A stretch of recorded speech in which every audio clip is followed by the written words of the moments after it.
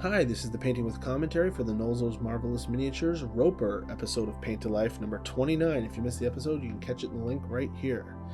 So right off the bat, when I saw this miniature, I decided that I was going to do something different. And I started by using my snips, and I clipped off all of these appendages that the Roper has. And the reason for that is I've always wanted to use magnets to connect things, and I know people who use Warhammer, they do this a lot for interchangeable weapons. So I snipped off the tentacles and used my XACTO knife to clean up the ports where they were. And I really like the concept of Warhammer. If you want to sub out different apparatus, you can do that with magnets. But D&D miniatures don't necessarily have that opportunity. But I thought this one totally does. And while in game the Roper's appendages grow back very quickly, that doesn't stop you from using it in a couple creative ways. So the first thing I do is I take each of the tentacles and I cut them flush so they have nice straight edges, and I shore up the side of the Roper's stalagmite itself. So here's the drill bit that I'm going to use. The drill bit you're going to want to use will be dependent on the size of the magnets you're using. Now I'm using a 1 millimeter by 3 millimeter wide, and the drill bit is that same size. The trick is you don't want to go in too far. You only want to go in about 1 millimeter, or the depth of the magnet. So as you can see, the first one I put in there, it went in too deep. So I had to fill the hole using some chunks of plastic that I bored out when I was drilling.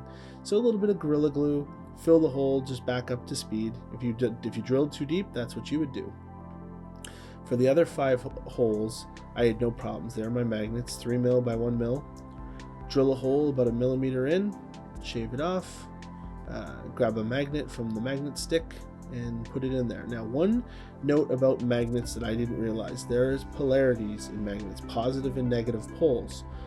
You want to make sure that you're lining up the positive end with the negative end of a tentacle, and of course I'm not dumb, you learn that in science in grade 1, that the same poles will repulse one another.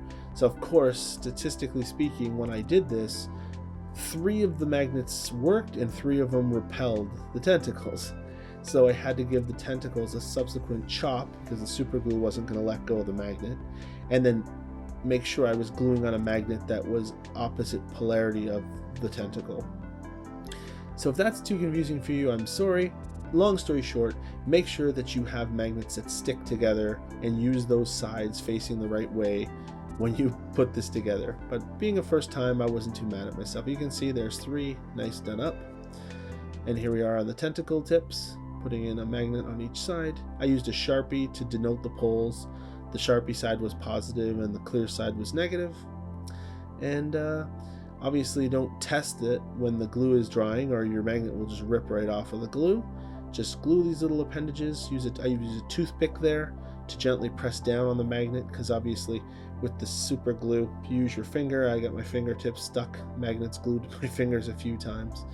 All in all, very fun project. Takes an otherwise pretty one-dimensional, boring mini into another level, which I think really escalated it. Kind of like the nightmare the week before with the mirror base. This is just a fun way of doing a mini a little bit different. One final thought with regards to this mini: it's pretty plain and it photographs very white. It's not like that in real life, but when I'm making a Paint to Life episode once a week, I don't have as much time to put into every mini painting project that others might have. Here's my base coat of GORTHOR brown CITADEL. Again, it's going to look like a big poop when it's finished painting brown. I thought that was quite amusing. I thought about painting one of the rocks on it orange to look like, or yellow to look like a piece of corn, but then I quickly got less juvenile. Yeah, but as I was saying, when I paint to Life, guys, I'm certainly not the best miniature painter out there by any means. Everything I paint is tabletop ready, and occasionally I throw a little bit in there to make it to the next level. Like, for example, the base I do on this one is pretty straightforward, but it's better than no base, and we'll get to that. But yeah, please don't judge. Obviously, the eye and the mouth, there's way more I could have done, more shading, more layering. But again, I have to get one of these painted in 3 to 4 hours a week to still have time to make an episode around it and release it for Saturday. So if you ever wonder, geez, that's kind of lame, eh, Tank? Well, there you go. That's why. So I used the picture from the Monsters Manual as my inspiration for this. It's very earthy. Instead of a gray stone, it's more of a brown stone. All the stalagmites and stalactites I took pictures of in the video, I used reference photos. They also have that same kind of color. And his mouth and eye are sort of a red, orange red. So that explains the color choices I used. And all in all, the mini looks great. When everything was said and done, it's just kind of boring. Another thought too is I was going to put some skulls around the base, but it doesn't make any sense. I mean, the roper has digestive acid that can digest everything except platinum, gemstones, and magic items, so why would there be a skull by its feet? Why would it not eat the head? Leave it for the rats? Doesn't make sense. It would have eaten everything and left nothing behind. No bones, no clothes, nothing. So yeah, that's why we have what we have. This coat of GORTHOR was good, let it dry. Now RAKARTH flesh, again I was trying to follow the Monsters Manual color scheme, and when we got to this point I was like, oh, why did I do this? It's way too different. Like, there's no transition. It's like going from a low tone to a high tone. There's no mid-tone at all, and I knew I was going to use some shade, but I don't know, I just did this. And throughout this process, I said, this is terrible. But I went over it a couple more times, and here's what I learned. It's not terrible when it's over. And two, if you're going to do that, instead of just, see right here, I'm just putting like a little, almost like striping. See, paint, paint, paint, paint, paint, paint, little lick, little lick, little lick. By the time this guy was finished, I had gone back over my existing licks and filled out the rock that I licked. So imagine a little stony nodule sticking out of the side of this roper. The first pass, I just gave it a lick right on the top, right? But then I realized it looks dumb, so I went back and I did the sides and the bottom and the other top, and I made sure that the entire rock got its coat of paint, not just the lick. See those stalagmites I just lick, lick, lick? No, no, no. You have to, I mean, I guess those are the exceptions. You go back over it and make sure you cover and do the entire rock, and what you're left with is this GORTHOR brown stalagmite with all these light gray stones sticking out of it. And that worked well, because when this light gray dried and some of the brown showed through it, and then when I used the AGRAX Earthshade as my wash, it blended them together nicely. And then those stony areas that I'm painting here all looked like raised up portions that were catching more light than the sunken dark brown portions. So you can see I'm going back over my licks now, as I call them. I'm going back over the places I've already been and finishing what I should have done the first time. You can't just lick one stone, not when the color is that different. If I was using a slightly darker brown, sure, it's like the edging or layering, right? But to actually highlight each individual stone, I had to go everywhere. So next is Night Questor's Flesh, I believe. Yes, Night Questor Flesh. It was a new paint that I had got. I just kind of want to get them all, I suppose. It's very fleshy looking. Put it in his mouth, put it all over his folds. I find that this roper, this model from the eye and the lips and the pierced, I mean, it looks like a certain genetic, a certain anatomy piece. Of course, minus the gaping mouth and teeth. I'm sure you creative-minded people can look at a health textbook and find out what I'm talking about. But certainly by painting around these folds, it was kind of amusing to me. Plus the fact that when it was all brown, it looked kind of like a poop with none of the tentacles. So as much fun as I had in my infancy inside me, laughing about it. You can see it looks very gray and brown. It doesn't look so stark in the real world. CATACHAN Flesh. This is the black hole for the mouth. It's brown and some of the folds inside there. I didn't film this, but I'm also going to use a black just in the gizzard hole at the back of the throat. Just one fingernail sized portion of black to make it get a little more depth than this darker brown. And I left his tongue the same Night Questor Flesh as I had done the rest of him, knowing that I'm going to use the contrast paint to change the colors of the gums, if you will. So this contrast paint is, next, WAZDAKKA Red. So again, the eye in the Monsters Manual is not really red, it's kind of orange tint. So I'm going to hit this again with some contrast orange. Same with the Night Questor's flesh for his gums and protruding teeth. So, AGRAX Earthshade, again, drape that all over the place. It settles down in all those cracks. It tints the gray and brings it down a little bit. And the GORTHOR brown behind it picks it up nicely. And now you have a really cool three-dimensional looking pile of rocks. And AGRAX Earthshade is great for that because it has a very earthy look, which blends all these colors together. Of course, since I haven't done the base yet, I'm going to have to repeat this process once I finish the base in the coming steps. But for now, that's what we're doing. Not so much on his gums, because I'm going to hit that with this GRYPH-HOUND Orange. Try this. This is a new contrast paint. I was pretty happy with it. It does the job. It's got some orange and then a darker orange in there to get you that contrast effect for some of those teethies. Sweet. So, on to MILLIPUT. So MILLIPUT, as you know, is my kind of go-to epoxy that I mix together the green and the blue. It gets us a nice little yellowy rope.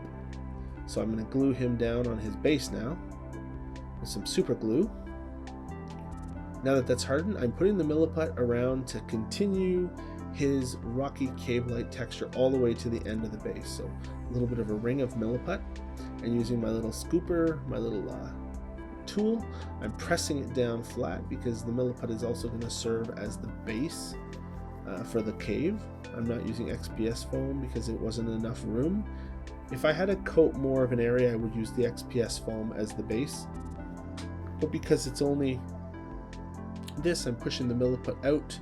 I'm using my tool to try and make it look natural. I'm pulling off the excess now that I've flattened it out, and then I'm going to use my tool to put some indentation, some gouges, some natural looking crevices and waves. Now I use my fingers, but they leave fingerprints, so I use the tool to do that. And then when I'm done, I take some of the excess MILLIPUT and roll out some stalagmites, and I use that to make some gouges in it, lines that'll take dry brushing nicely. And I just put them, I make about 4 or 5. I place them around the roper in various spots, close to the ones that came with the roper. So in the finished product, you're going to see like 9 stalagmites. 4 of them came with the roper itself, and 5 of them I created, but using the same kind of height and technique and style to make them all look pretty similar. Once they're all painted, they look like they're all part of the same model, and now they have the big base to go along with them. So very fun, very easy to do, and this is a great model to push out. You can push it out real fast. You can watch some TV. I think I watched the Netflix special about Michael Jordan while I was painting this. Pretty cool show. I'm not even a basketball fan, but what an athlete that guy is. Jeez.